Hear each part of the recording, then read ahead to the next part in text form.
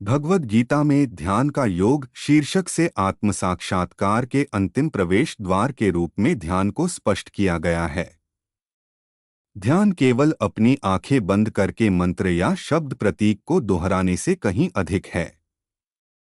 यह उच्चतम आध्यात्मिक तकनीक है जिसका योग्य अभ्यासियों द्वारा लगन और निष्ठा से अभ्यास किया जाना चाहिए। ध्यान के लिए आवश्यक शर्त एक शांत मन है। इच्छाओं और आसक्तियों से बोझिल मन एकाग्रता और ध्यान के सूक्ष्म क्षेत्रों में जाने में असमर्थ होता है। कृष्ण सन्यासी की परिभाषा से शुरू करते हैं। सन्यास का अर्थ है हार मान लेना, अपने कर्तव्यों का परित्याग कर देना और सुरक्षित शरणस्थल की ओर भाग जाना। यह वह गलतफहमी है जिसने सच्चे साधकों को दूर कर दिया है और उन्हें त्याग के लाभों तक पहुंचने से रोक दिया है। कृष्ण सन्यासी का वर्णन ऐसे व्यक्ति के रूप में करते हैं जो वह करता है जो उसे करना चाहिए, अपने कर्तव्यों और जिम्मेदारियों को पूरी तरह से पूरा करता है, बिना कर्म के फल पर निर्भर हुए। सन्यासी वह नहीं है जिसके पास उच्च आदर्श नहीं है, न ही वह निष्क्रिय व्यक्ति है। इसके बाद कृष्ण आध्यात्मिक विकास के 3 चरणों का एक शानदार वर्णन करते हैं। एक सक्रिय योगी से एक ध्यानी सन्यासी और अंत में एक ज्ञानी प्रबुद्ध व्यक्ति की उच्च अवस्था तक। वह बाहरी दिखावे के बजाय मानसिक अवस्थाओं के संदर्भ में 3 चरणों का वर्णन करते हैं। इस प्रकार आध्यात्मिक होने के लिए किसी को गेरुए वस्त्र पहनने या अनुष्ठान करने या खुद को सांसारिक सुखों से वंचित करने की आवश्यकता नहीं है। बस जरूरत है मानसिकता में बदलाव की।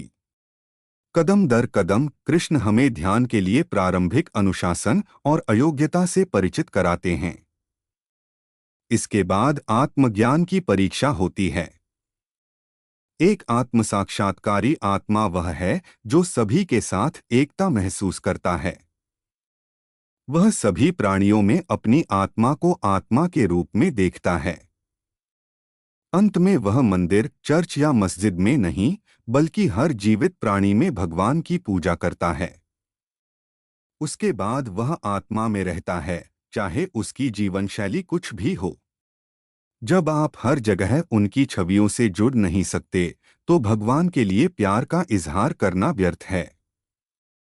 हमारी तरह अर्जुन भी अनंत के अज्ञात क्षेत्र की खोज के लिए अपने वर्तमान अस्तित्व की सुरक्षित सीमाओं को छोड़ने से डरता है। वह कृष्ण से पूछता है कि उन लोगों का क्या भाग्य है जो आध्यात्मिक जीवन के लिए खुद को समर्पित करते हैं, लेकिन आत्म साक्षात्कार से पहले मर जाते हैं।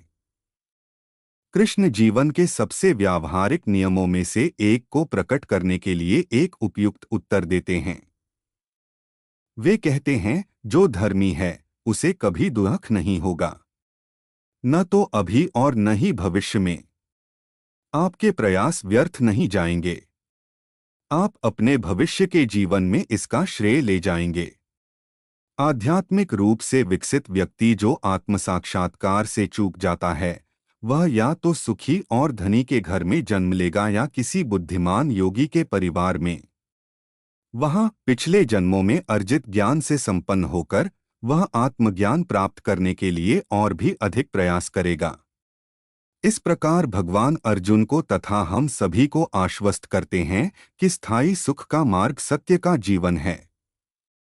अगर आपको हमारा काम पसंद आया तो कृपया वीडियो को लाइक करें और चैनल को सब्सक्राइब करें।